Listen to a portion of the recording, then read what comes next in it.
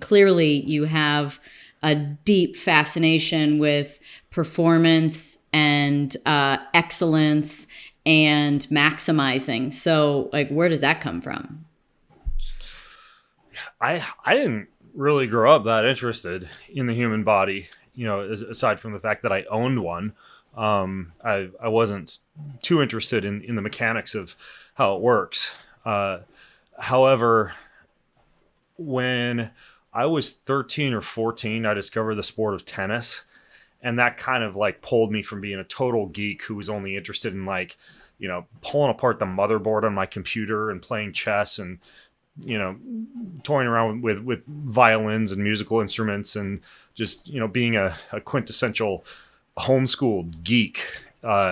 Into being a little bit more interested in physical culture, so to speak, right? Like I remember my dad took me to Gart Sports down the street, the local sporting goods store. And because I was playing tennis and I wanted to get stronger. So I got a set of 10-pound dumbbells. I had no clue how to use them. Like the first exercise that I learned, and this was just based on my own like intuition, was I would like lay on my belly on my bed and have the dumbbells on the floor and do like basically like a preacher curl on my stomach while I'd watch TV, just thinking that, well, at least it's going to give me strong arms for tennis, right?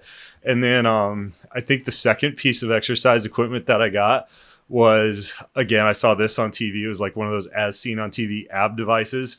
It was that one that you put the pad against your stomach and kind of pull into your stomach, doing an isometric contraction to make your abs stronger. So I either damaged a whole bunch of my internal organs when I was 13 years old, or else actually, worked my core a little bit.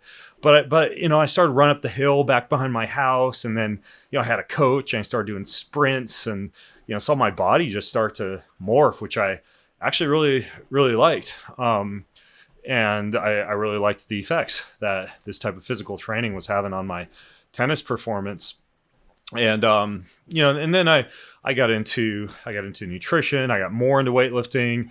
I don't think this served me too well in the whole functional realm of sports performance, but I was super into Rocky, so I'd like watch Rocky films and lift weights and exercise, and I started getting super into it. Like even when I was like 14 or 15, my garage gym kind of morphed into a pretty impressive little facility, and I had a few mentors in later years of high school, a guy who was a professional bodybuilder who taught me a whole bunch about nutrition and more about lifting.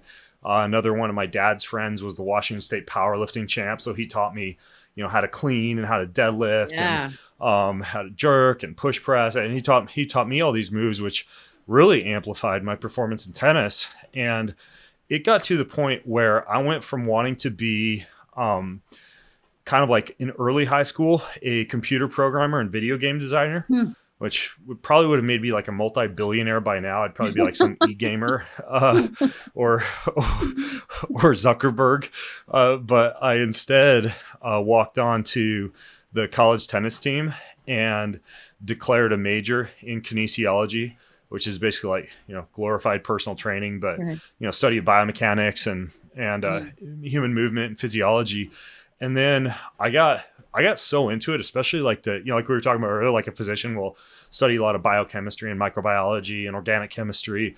I got so into that side of science after not being that interested in science all through high school, that I decided I actually kind of want to be a doctor. And so I took all the pre-meds, Wow. got a master's degree in exercise physiology and biomechanics, Wow. took the MCAT, wound up applying to medical school, got accepted to a bunch of medical schools.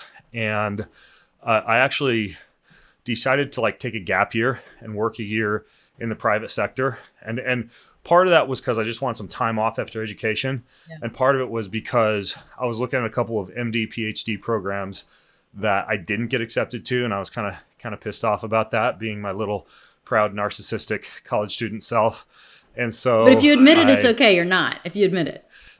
Yeah, I guess so. If a narcissist admits they're a narcissist, they're not a narcissist. Exactly. But then my work in the private sector was I got a job in hip and knee surgical sales for this company called Biomet. And so my job consisted of driving around to doctors' offices and scrubbing down and attending at surgeries with my little laser pointer, showing them where to put the overpriced hips and knees they were implanting in morbidly obese patients who probably through preventive medicine wouldn't have had to overwhelm our insurance system and get all these implants put into their body, while these rich doctors with their boats and their cars complain the whole time about all the paperwork that dictated that they didn't have time to go and enjoy those fancy boats and cars. The whole experience for me in like modern allopathic medicine kind of left a little bit of a bitter taste in my mouth. And so after like 5 months in that job, I quit and kind of got back into health and fitness, which is all I'd done in college. I worked as a personal trainer and a nutritionist all through college. So what year was that for timeline purposes? Like how? Oh, that was like 2005 or so. So then I literally just like walked to the athletic club that was close to the apartment I was living in and slapped down my resume and asked for a job.